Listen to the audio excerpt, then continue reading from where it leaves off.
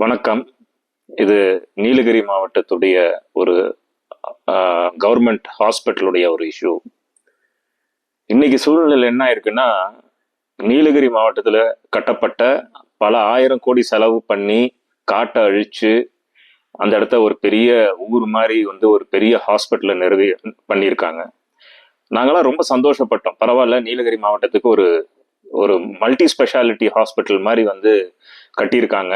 நம்மளுக்கெல்லாம் இனிமேல் கோயம்புத்தூர் பக்கம் போக தேவையில்ல, ட்ரீட்மெண்ட் எல்லாம் நம்ம ஊட்டிலேயே பார்த்துக்கலாம் அப்படின்னு ரொம்ப சந்தோஷப்பட்டோம். ஆனா அதெல்லாமே தவிடுபடி ஆயிடுச்சு.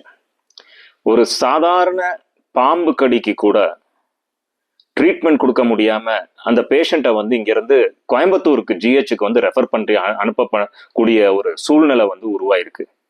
ரொம்ப கஷ்டமா இருக்கு இத கேள்விப்படுறது. பாம்பு கடிக்கிறது யாரை கடிக்குதுன்னு பாத்தீங்கன்னா, பெரும்பாலும் ஏழை எளிய மக்களை தான் பாம்பு கடிக்கு உள்ளாகிறாங்க.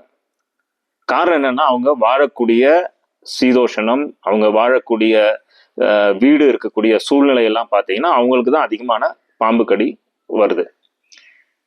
பணக்காரங்களுக்கு பாம்பு கடியில அவதிப்படுறது இல்லை. இந்த மாதிரி ஒரு சூழ்நிலை இருக்கும் போது இந்த பாம்பு கடிச்சு அவங்க ஹாஸ்பிட்டல்ல போய் ஒரு பிரைவேட் ஹாஸ்பிட்டல்ல போய் ட்ரீட்மெண்ட் எடுத்தாங்கன்னா மினிமம் ஒரு 5 லட்சம் செலவாகும். அதனால அரசாங்க மருத்துவமனை தான் நாங்க எல்லாத்துக்கும் ரெக்கமெண்ட் பண்றோம். நீங்க போய் அங்க ட்ரீட்மெண்ட் எடுங்க, நீங்க பொழைச்சிருவீங்க, உங்களுக்கு எந்த பிரச்சனையும் இருக்காது. ஆனா நீலகிரி மாவட்டத்துல பழைய ஜிஹெச் இல்லாம இப்ப வந்திருக்கக்கூடிய ஜிஹெச்ல பாத்தீங்கன்னா, நான் யாரையும் குறை சொல்ல விரும்பல. யாரு டிசைடிங் அத்தாரிட்டியோ அவங்க இதை நீங்க தெரிஞ்சுக்குங்க. டயாலிசிஸ் மிஷின் இருக்கு, ஆனா டயாலிசிஸ் பண்ணக்கூடிய டாக்டர் இல்ல, அதனால இந்த பேஷண்ட்டை நாங்க கோயம்புத்தூருக்கு ரெஃபர் பண்றோம் அப்படின்னா கேட்கறதுக்கே ரொம்ப கஷ்டமா இருக்கு. இந்த மாதிரி ஒரு சூழ்நிலை எதுக்குன்னு தெரியல. ஊட்டியில இப்ப இருக்கக்கூடிய மெடிக்கல் காலேஜ் கம் ஹாஸ்பிட்டல்ல பல 100 டாக்டர்களை நீங்க உருவாக்குறீங்க.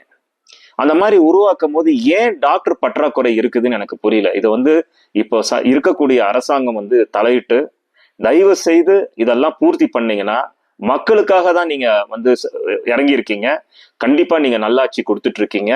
இதையும் நீங்க செஞ்சீங்கன்னாக்கா இந்த ஹாஸ்பிட்டல் சம்பந்தமா இருக்கக்கூடிய மினிஸ்டர் தலையிட்டு அந்த செக்ரட்டரியும் பார்த்து எல்லா அரசாங்க மருத்துவமனையிலையும் டாக்டருங்க ஷார்டேஜை பூர்த்தி பண்ணுங்க. இது பண்ணீங்கன்னா தான் மக்களுக்கு நல்லது செய்ய முடியும். இப்போ இந்த பேஷண்ட் கோயம்புத்தூருக்கு போறாங்க, ஏழை எளிய பேஷண்ட். அங்க போனாங்கன்னாக்கா அவங்களுக்கு செலவினங்கள் அதிகமாகும். அதையும் நம்ம கொஞ்சம் நோட் பண்ணணும். அதை நம்ம அவங்கள அங்க அனுப்பின பின்னாடி அங்க போய் சரியாயிடுறாங்கன்னு நினைக்க வேணாம். அவங்களுக்கு ஊரை விட்டு பல அந்த டிஸ்டன்ஸ்ல போய் இருக்கும் போது அவங்களுக்கு செலவினங்கள் வருது, பாத்துக்கிறதுக்கு ஆள் இல்லை. இந்த மாதிரி ஒரு சூழ்நிலை எல்லாம் உருவாகுது. நீலகிரி மாவட்டத்துல இருக்கக்கூடிய ஹாஸ்பிட்டல பாத்தீங்கன்னா ஒரு 5 ஸ்டார் கேட்டகரி லெவல்ல எல்லா எக்யூப்மெண்ட்டோட நல்லபடியா கட்டியிருக்காங்க. நல்ல அருமையா இருக்கு, எந்த குறையும் இல்லை. பற்றாக்குறை என்னன்னா அங்க இருக்கிற ஸ்டாஃபுங்களும் டாக்டருங்களும் நர்ஸுங்களும் தான் ஷார்டேஜ்னு சொல்லி கேள்விப்படுறோம். இதை தயவு செய்து பூர்த்தி பண்ணீங்கன்னா தான் நீலகிரி வாழ் மக்களுக்கு அது பயன்படும். இல்லைன்னா இவ்வளவு பெரிய பல ஆயிரம் கோடி அதுல செலவு பண்ணது ஒரு வேஸ்ட்ன்னு தான் நம்ம சொல்லணும். அதை சரி பண்ணுவாங்கன்னு சொல்லி நாங்க நம்புறோம். இத நீலகிரி வாழ் மக்களுக்காக நல்லா இருக்கணும்ன்ற ஒரு எண்ணத்துக்காக தான் இந்த வீடியோ நான் போடுறேன். இது வேற மாதிரி பொலிட்டிசைஸ் பண்ண வேண்டாம். நான் ஒரு பொலிட்டிஷியனோ எந்த கட்சியை சார்ந்தவனோ இல்லை. நல்லாட்சி கொடுக்குறவங்கள நாங்க கையை எடுத்து கும்பிண்டு அவங்கள நல்லது செய்யுங்கன்னு தான் நம்ம சொல்லுவோமே தவிர மற்றபடி நம்ம யாரையும் குறை சொல்றதுக்கு நம்ம இல்லை. நான் ஒரு சோசியல் ஒர்க்கரா, ஒரு பாமர மக்களோட மக்களா இருக்கக்கூடிய ஒரு ஆளா நான் இதை ரொம்ப விரும்பி கேட்டுக்கொள்கிறேன். நன்றி, வணக்கம்.